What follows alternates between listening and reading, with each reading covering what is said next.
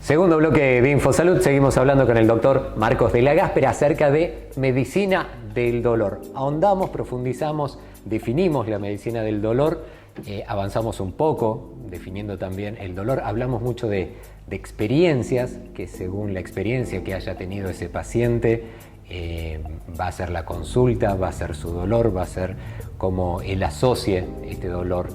Y en base a esas experiencias también podemos decir que se mide el rango de dolor de cada uno. Sí. Porque sí. hay gente que dice, yo tengo el umbral del dolor un poco más alto. Uy, no, a mí me duele todo, no me duele lo que a vos te duele. Hablando del físico, ¿no? Físicamente. ¿Esto es verdad del umbral del dolor de cada una de las personas que varía?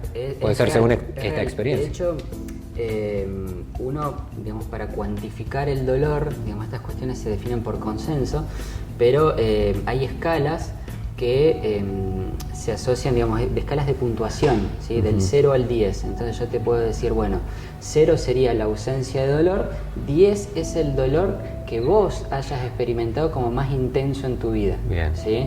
Entonces, del 0 al 10 vos me das un puntaje de cuál es tu dolor ahora. Y uno después, en base al puntaje que vos otorgues, de tu experiencia, puede hablar de dolores leves, moderados o dolores potentes. Digamos, uno podría decir una escala de 0 al 3 es leve, de 4 a 7 es moderado y mayor de 7 es un dolor intenso, casi no soportable. ¿Sí? Y esto tiene que ver con franjas etarias también. El adolescente va a tener un umbral del dolor inferior a alguien que es adulto, quizás por la poca experiencia que transcurrió en su vida acerca de traumas, dolores, enfermedades. Es muy relativo eso. Podés pensar que un paciente joven puede haber tenido una experiencia traumática muy fuerte y él ya tiene un concepto de lo que es el dolor intenso. Es cierto lo que vos decís, por mayoría de las veces uno dice que las patologías de dolor se presentan con mayor intensidad a mayores edades. ¿Sí? Eso es cierto. Pero cada paciente es un individuo, es un mundo y él va a definir el dolor de acuerdo a su experiencia. No necesariamente es a mayor edad, mayor experiencia, mayor o menos tolerancia para el dolor. ¿Sí? Yeah. Uno sí puede decir, en cuanto al dolor, podemos decir que hay dos grandes grupos de dolor, más allá de la cuestión etaria o de la cuestión de la experiencia de cada uno. Uno puede hablar de dolor agudo y de dolor crónico. Son como los dos grandes grupos, como para empezar a estudiarlo. ¿Sí? ¿Qué es cada cual? El dolor agudo sí tiene una correlación en el tiempo más directa, está relacionado a un daño inmediato, y el dolor agudo es el síntoma de algo, ¿sí? Es la consecuencia de un daño. El dolor crónico es el que nos preocupa más, porque el dolor crónico es el que se establece, digamos, en algún momento fue un dolor agudo que por algún motivo evolucionó y se establece en el tiempo. No, por consenso se dice que es el dolor que permanece más allá de las 6 semanas. ¿Sí? Y acá sí es donde empieza la mirada de la medicina y del concepto de dolor crónico como problema de salud. ¿Sí? En algunos países, fundamentalmente en Europa, en España, que son los países quizás más avanzados en temáticas de medicina del dolor, ya es considerado el dolor crónico un problema de salud pública. ¿Sí? Esto, digamos, está demostrado en algunos países, en otros aún nos falta estadística, pero es una cuestión meramente de estadística. ¿Sí? De lo que uno conoce, sabe que hay un 20% aproximadamente de la población que convive con dolor crónico. Es un porcentaje alto. Y de ese 20% de promedio se establece que probablemente llevan un promedio de unos 7 años con dolor. ¿Sí? Eso tiene un impacto muy importante a nivel, por eso se habla de problemas de salud pública, porque tiene un impacto socioeconómico muy importante. ¿Sí? Generalmente esta población también se automedica, podríamos decir, que no llega a una consulta, porque este dolor yo ya lo tengo, ya estoy acostumbrado, voy a la farmacia, compro algo, se me pasa, me vuelve a aparecer, vuelvo a tomar la pastilla.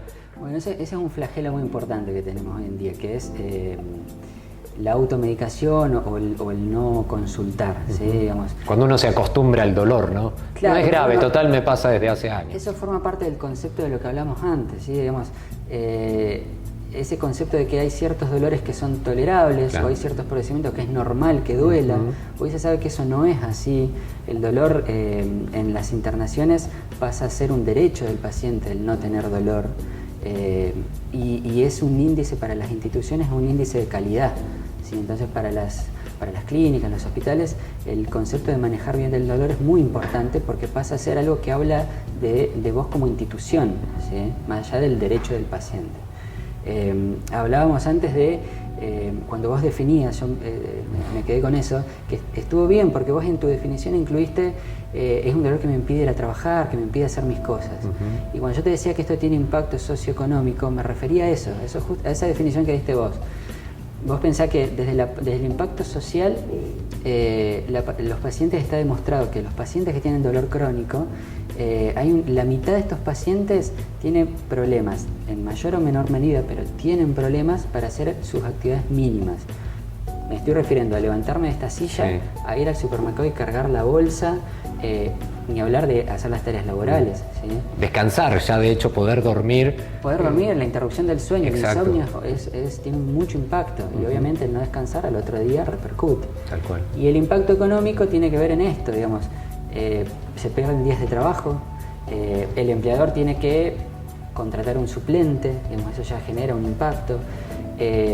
El mismo paciente entra en cuadros a veces depresivos, se aísla en su domicilio, entonces ya no es una persona que consuma, que salga a ir a un restaurante, a un cine, entonces va perdiendo esa capacidad de consumo. Y a las instituciones, a la salud los golpea, por esto que vos también mencionabas, digamos, está la costumbre de hoy por hoy lamentablemente voy al kiosco, me compro el medicamento de la propaganda. Tal cual. Y no consulto, entonces empiezan a generar gastos en insumos o a veces no hacer la consulta adecuada. Hay un 60% de la gente que no consulta al médico que atiende el dolor, o por ahí las consultas son en las guardias, que no es el mejor lugar. Entonces se van gastando no solamente insumos, recursos hospitalarios en estudios, sino también medicamentos.